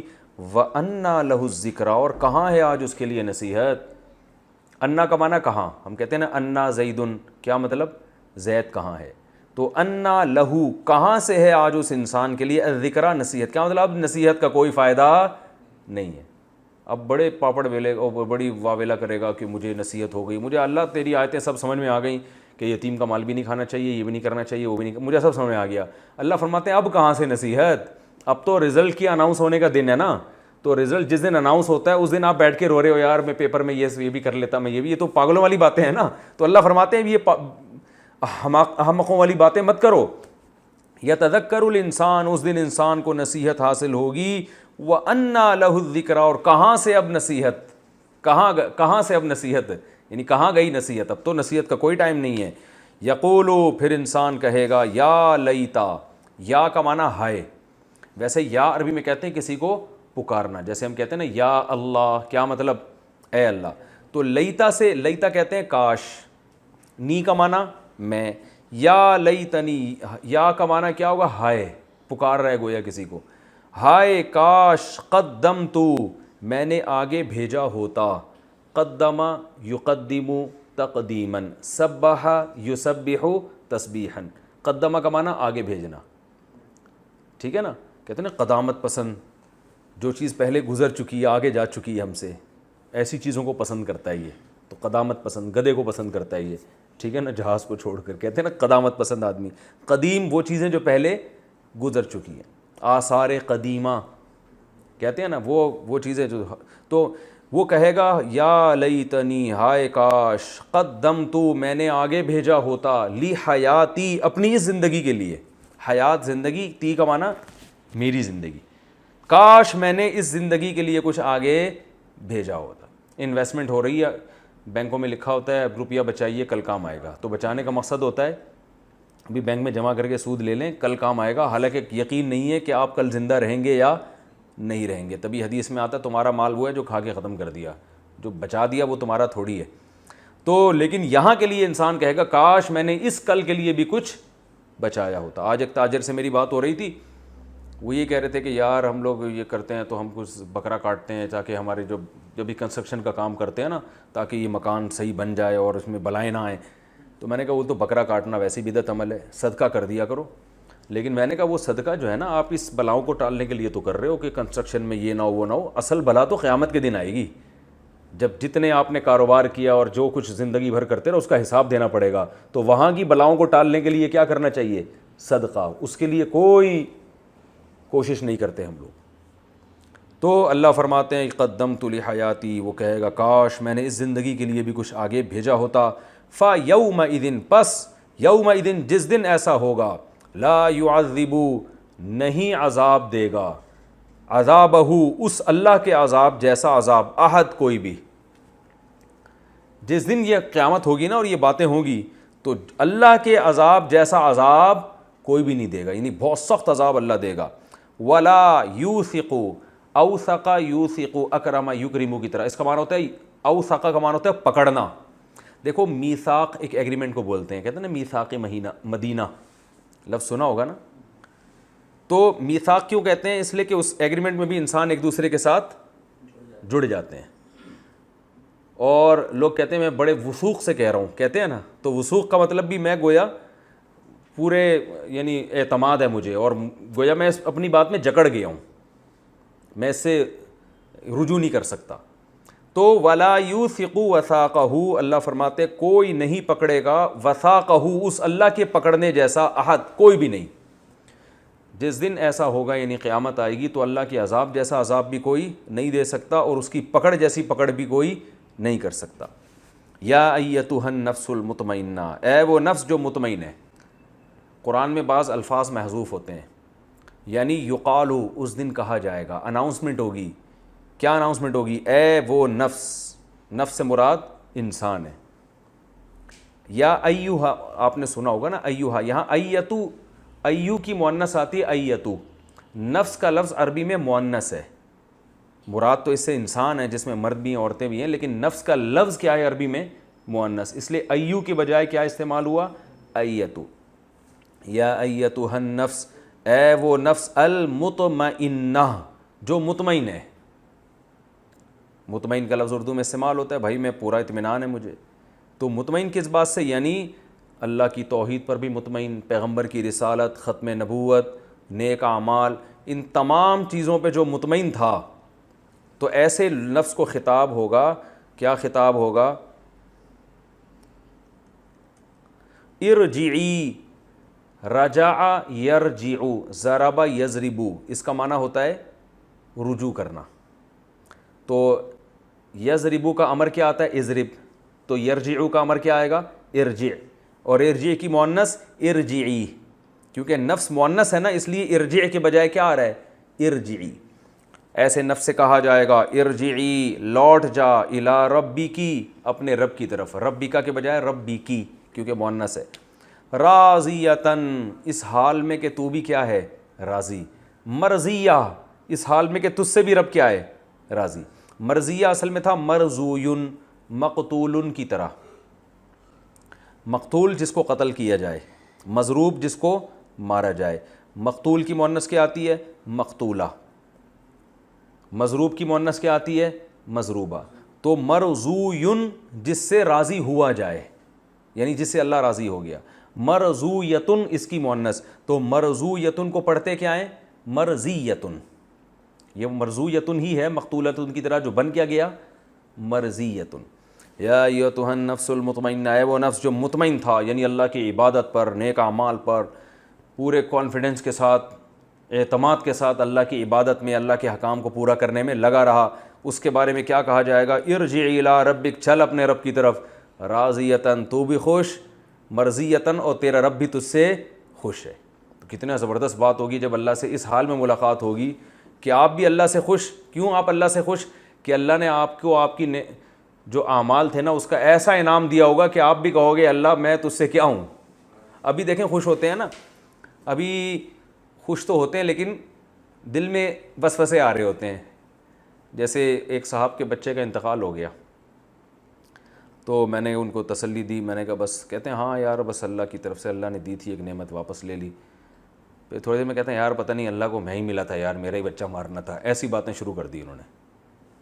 ٹھیک ہے نا. تو ایک آزمائش ہے نا دنیا میں، تو قیامت کے دن وہ آزمائشیں کیا ہو جائیں گی؟ ختم. اب حقیقی معنی میں انسان خوش ہوگا، اللہ نے اتنا نوازا ہوگا. تو اللہ فرماتے ہیں ارجعی الی ربک، اپنے رب کی طرف چل. راضیتن، تو بھی خوش، کیونکہ اللہ نے تجھے تیری نعمتوں کا ایسا بدلہ دے دیا جو تیرے تصور میں بھی نہیں تھا. مرضیتن، اور تیرا رب بھی تجھ سے کیا ہے؟ خوش ہے. فادخلی، ادخل، داخلہ یدخلو، اس کا کیا معنی ہوتا ہے؟ داخل ہونا. ادخلی مؤنث کے لیے، فادخلی اصل میں تھا فادخلی، تو ملا کے کیا پڑھتے ہیں؟ فادخلی. داخل ہو جا فی عبادی، میرے نیک بندوں میں، یعنی میرے بندوں میں. جو جنت میں میرے بندے جا رہے ہیں نا، نیک بندے. عباد عبد کی جمع ہے، عبد غلام کو کہتے ہیں، عباد اس کی جمع آتی ہے. میرے بندوں میں داخل ہو جا. وادخلی، اور داخل ہو جا جنتی، میری جنت میں. تو ایسے نیک لوگوں سے کہا جائے گا. پہلے اللہ نے برے لوگوں کی حالت بیان کی جو کیا کہیں گے؟ یا لیتنی قدمت لحیاتی، ہائے کاش میں اپنی زندگی کے لیے کچھ کر لیتا. اور اللہ فرماتے ہیں پھر ایسا عذاب اللہ دے گا، اس ندامت کا کوئی آخرت میں فائدہ نہیں ہوگا. ایسا عذاب دے گا کہ اس عذاب جیسا کسی نے عذاب نہیں دیا، اور ایسی پکڑ کرے گا کہ اس کی پکڑ جیسی کسی کی پکڑ ہو نہیں سکتی. اور نیک لوگوں کے ساتھ اللہ کیا سلوک کرے گا؟ اے مطمئن نفس جو میری عبادت. یہ دیکھیں جو علماء بیان کرتے ہیں نا، نفس کی 3 قسمیں، نفس مطمئنہ، نفس امارہ اور نفس لوامہ. یہ ان 3 قسموں میں داخل نہیں ہے، وہ اصطلاح ہے. علماء بیان کرتے ہیں نفس یعنی انسان کی نا 3 کنڈیشن ہوتی ہیں. ایک ہے نفس مطمئنہ، وہ نفس جو عبادت پر اطمینان ہو، اس کو اللہ کی رضا پر اور شریعت کو دل و جان سے فالو کرتا ہو، دل لگتا ہو اس کا عبادت میں، اور گناہ سے بچتا ہو وہ. دوسرا نفس ہوتا ہے نفس لوامہ، جو سورہ یوسف میں آتا ہے، نفس امارہ. امار امر سے نکلا ہے، امر آرڈر کو کہتے ہیں، امار آرڈر کرنے والا. تو نفس امارہ وہ نفس جو آپ کو برائیوں کا آرڈر کرتا رہتا ہے، الٹے کاموں کا. بھائی یہ بھی کر لے، وہ بھی کر لے. ابھی ہم لوگ گائے لے کر آئے نا، اس کے لیے کسی ملازم کو رکھا، کام ہی نہیں کر رہا. ہم نے کہا کیا مسئلہ؟ کہہ رہا ہے کہ مجھے چرس چاہیے. ٹھیک ہے نا، اس کے بغیر میں کام نہیں کر سکتا. تو یہ نفس امارہ ہے. یہ اس کو کس کا آرڈر کر رہا ہے؟ یہ لڑکوں سے میں نے کہا بھائی وہ کیا ہے، یہ گائے رکھی تھی ہم لوگوں نے، تو کافی ساری گائیں ہیں، تو وہ اجتماعی قربانی کے لیے نا، تو وہ بندہ رکھا، باقاعدہ تنخواہ پہ رکھا، وہ بھاگ گیا. میں نے کہا بھاگا کیوں یار، اتنا اچھا کام کر رہا تھا. وہ کہہ رہا ہے میں چرچ چاہیے، مجھے چرچ کا انتظام کر کے دو. کہتا ہوں میں نے کہا اب چرچ تو لانے سے رہے ہم اس کے لیے، ٹھیک ہے نا.